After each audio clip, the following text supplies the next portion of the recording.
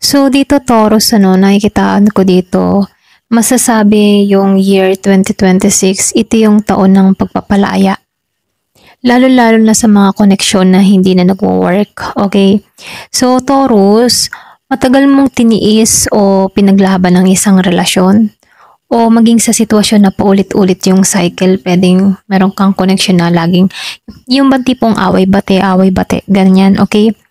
Pero ngayong taong 2026, nakikitaan ko dito yung pagbitaw mo kasi hahanapin mo dito yung kapayapaan mo, okay? So dito lumabas yung judgment. So nakikitaan ko dito yung spiritual awakening pagdating sa love life mo. Maaring bigla mo na lang na-realize dito na sino talaga yung para sa'yo, kung ano talagang ibig sabihin ng commitment. So nakikitaan ko dito na kung may taong babalik, hindi na ito para makipagbalikan lang, okay? Nakikitaan ko dito na para to sa yung matipong parang magkaroon ng closure, healing o tamang second chance dun sa iba sa inyo, no? So dito lumabas yung the sun, upright siya. So nakikitaan ko dito na yung iba sa inyo, meron pa rin pag-ibig na nandyan pa rin sa'yo, okay? Kahit matapos na yung isang phase, merong bagong pag-asa o bagong connection na puno ng katapatan, light energy. Hindi siya toxic dito, okay? Mas open, mas real. So nakikita ko dito magkakaroon ka ng connection na yung tipo na open kayo sa isa't isa, okay? So lumabas dito yung Four of Wands reverse, So nakikita ko dito, ito yung sign na maaring hindi pa stable ang isang relasyon, okay? So sa simula ng taong 2026, nakikita ko dito, dahil lumabas yung Nine of Swords reverse dito, nakikita ko dito, nagpapakita ito ng emotional recovery, okay? So unti-unti kang bumabalik sa sarili mo, lalo-lalo na sa 2026, nakikita ko dito, meron ditong natututong, yung ba tipong natututong magmahal muli na hindi natatakot, ganon, okay? So dito pagdating sa pag-ibig, nakikita ko dito yung iba sa inyo, naghihilom ka sa mga masasakit na karanasan. Then nakikita ko rin dito na meron ka ditong nilet go, lalo-lalo na yung maling pag-ibig para sa'yo. So nakikita ko dito na mahabang panahon ka din na traps yung emotion mo, pero nakikita ko dito na matututunan mo tong i-let go, okay? So dito nakikita ko rin dito sa judgment na merong posibleng reconnection na may clarity, okay? Yung iba sa inyo. So meron din ako nakikita dito sa half ng 2026. So nakikita ko dito June, July, August, mga ganun meron ako nakikitang genuine na tao, slow siya na kumbaga mabagal yung pagdating ng tao na to, pero merong romance, okay? Pwedeng passionate yung parating sa buhay mo. So nakikita ko rin dito, yung iba naman sa inyo, meron ditong inner peace and self-love. Kumbaga pwedeng ikaw, mamahalin mo na lang yung sarili mo, okay? So ito lang yung nakikita ko, para bang iniintay mo na lang dito yung tamang tao para sa'yo, okay? So dito, pagdating naman sa kapirahan mo, nakikitaan ko dito yung malakas yung Knight of Swords upright dito na kung saan nagpapahiwatig ito na ang meron kang drive, determinasyon ka. So nakikitaan ko dito yung momentum mo dito na dire-diretso, Parang 2025 lang din na medyo mabagal, meron ding delay, pero meron ditong pagbabago, okay? Kumbaga nakikitaan ko dito sa year 2026, ito yung breakout year ng action and confidence. Kung yung 2025 mo medyo may pag-aalinlangan ka, merong delay, okay? Itong year 2026, dire-diretso, okay? So, lumabas dito yung The World. So, dito sa The World, nakikitaan ko dito na yung bang tipo na Simbolo to ng completion, success. Kung meron kang business, nakikitaan ko dito yung trabaho. Merong mga proyekto kang tatrabahuhin na matagal.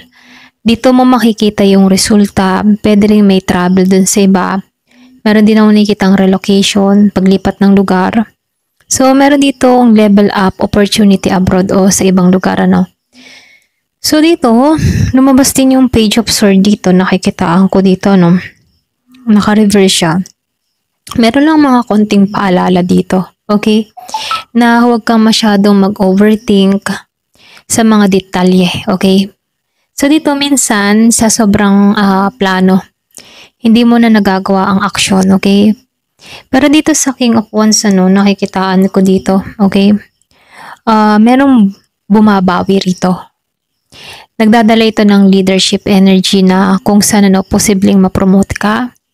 Ikaw mismo yung mag-start ng project o magdadala ng malaking recognition, okay? So, nakikitaan ko dito, merong promotion, merong travel success. So, meron din ako nakikita dito na meron ditong magiging leader, okay? Kumbaga, pagdating sa business. So, nakikita ko dito lahat ng mga pinaghirapan magkakaroon dito ng bunga. Kailangan mo lang dito maging consistent para nang sa ganon itong kalagitnaan ng 2026 mas lalong lalaki, okay?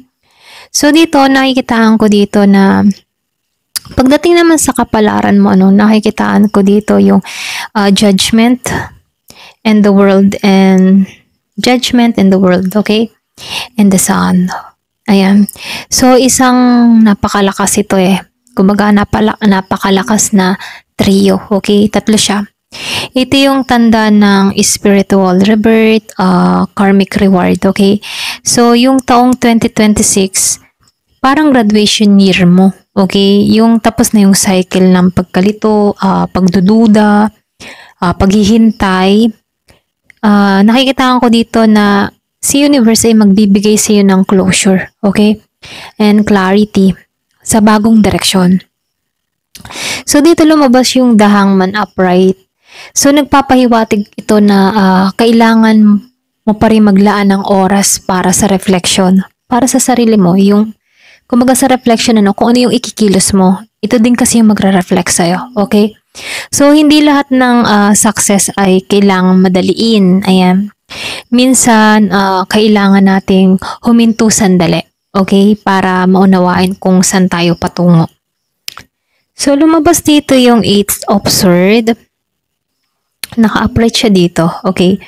Minsan, ang pinakamalaking hadlang sa'yo, yung takot, okay, or yung guilt na nararamdaman. Pero dahil lumabas naman yung 9 of Swords reverse dito, nakikita ko dito na meron kang i-release, lalo-lalo na sa mental trap, okay, yung pilit na sinisiksik na negatibo sa isipan mo. Meron kang tatanggalan, okay? Mararanasan mo rin yung kalayaan and yung kalayaan mo sa mental, emotional, and spiritual, okay?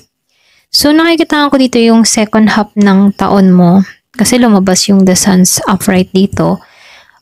Shine, okay? Kumbaga, para kang sumisikat, okay? Para kang araw sumisikat. Merong kasaganahan, confidence, clarity, happiness. So, posibleng milestone sa family, okay? At maging sa kabahayan mo. Meron ka ditong sariling mapapatunayan na lahat ng pinagdaanan mo ay may dahilan, okay? So, dito, meron ako nakikitang awakening after long waiting, okay? So, nakikita ko dito yung paglaya mo pagdating sa emotion mo na nararamdaman, pati yung mga gumugulo sa kaisipan mo. So, ito yung major success, okay? Kasi lumabas yung the world and the sun, So, nakikita ko rin dito, meron din ditong protection, okay? And divine guidance dun sa iba sa inyo sa buong taon, okay? So, dito, yung kabuang mensahe sa'yo, sa 2026, awakening and closure.